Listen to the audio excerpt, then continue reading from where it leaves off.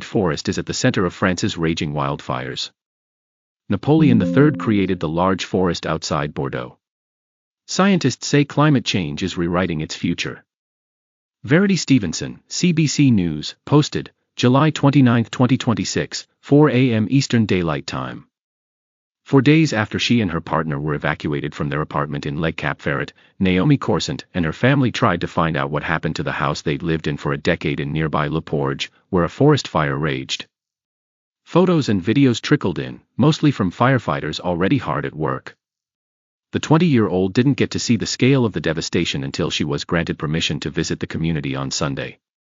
When she arrived, she saw only the cinder walls of her mother's house were left. "The town we used to know is gone," Corsant told CBC on Tuesday. "You can't even get your bearings anymore. The houses we used to see when driving by, there's nothing left. It's all ash." Corsant and her family are among the more than 250,000 people evacuated from their homes in France as fires spread at an unprecedented rate near Bordeaux. In Spain, more than 116,000 people have had to leave their communities as fires continue to burn there, too.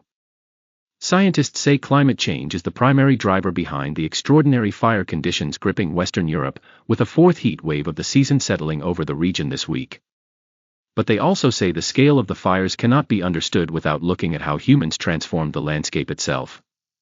Pine forest dates back to Napoleon III. The pine forest stretching southwest of Bordeaux has long been one of France's great engineering success stories. In the mid-1800s, under Napoleon III, vast wetlands considered unhealthy and unproductive were drained and replaced with a pine forest. The new forest transformed the local economy, produced timber and resin and made the area habitable. Nearly 2 centuries later, that same landscape is burning.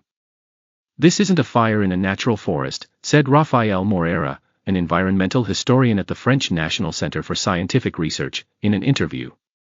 "It's a fire in a forest that was planted there to support an industrial activity." Moreira says natural forests tend to contain a greater diversity of tree species and more interruptions that can slow a fire's advance. In the Landes, by contrast, there are no natural obstacles to the fire's expansion, leaving firefighters to do almost all the work of stopping it. Photos Scientists say the fires burning in France and Spain are unprecedented in scale. While France's firefighters are among the best equipped in Europe, the fires themselves are changing faster than emergency services can adapt, says Guillermo Rain, a professor of fire science at Imperial College London. What's more, European countries rely on each other for labor and equipment, but when fires rage in many countries at once, that becomes more difficult, especially with aging Canadair tanker fleets. Soil no longer retaining moisture.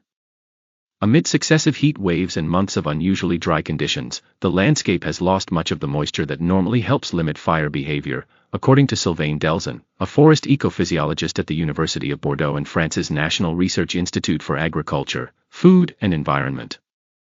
"It's a sandy soil that doesn't retain water. So all the undergrowth was completely dried out and dead, becoming fuel for the fire." In terms of scale and spread, the fires in France share some similarities with the 2016 Horse River fire that prompted the evacuation of Fort McMurray in Alberta, said Stephen Dorr, a professor of wildfire science at Swansea University in Wales. "Watch homes destroyed by fire. In both cases the fire behavior is quite extreme," Dorr said in a video interview, noting the fires in France have created their own weather system, a phenomenon that also occurred around Fort McMurray, with the fire creating its own high winds and lightning. "All we could see was smoke." This week, images of a gigantic black cloud above France spread online. The cloud, a pyrocumulonimbus, is composed of the moisture evaporated from burnt trees and vegetation, in addition to soot particles. It is formed by the energy and heat created by large forest fires pushing the air into the sky. To Corsant, whose family home in Le Porge burned, and her boyfriend, Matteo Martins, 21, the results were almost apocalyptic. Before the couple had to leave their apartment in Les Cap Ferret last week, they watched as the sky around them turned black. "All we could see was smoke. Ash fell on the balcony," Corsant said. "Then, at night, the sky was orange and red. You could hear planes, police sirens, everything except other people." Sophie Wilkinson, a wildfire and peatland researcher at Simon Fraser University in British Columbia who studied the Alberta wildfire, where there were also drained wetlands, said climate change is exposing the legacy of earlier land use decisions. The era of denialism and pushing climate change into the future as a future issue is really gone. Watch fires generating their own thunderstorms. Wilkinson, speaking in a phone interview Tuesday, said extreme heat, drought and wildfire are symptoms of human-caused climate change, adding that protecting and restoring ecosystems such as peatlands must also be part of the response. Susan Page, professor of physical geography at the University of Leicester in England who has spent decades studying peatlands, echoed Wilkinson's comments. I think it's right that we now, rather than talking about climate change, talk about climate breakdown, Page said. That's what we're starting to see, because the fires that are happening in France and Spain are of a scale that we never imagined. Naomi Corsant says her mother and stepfather have been crying every day over their lost home, which had also served as her mom's workplace. In their town, roughly 150 others saw their houses burn down. Corsant and Martins know it will take months to rebuild.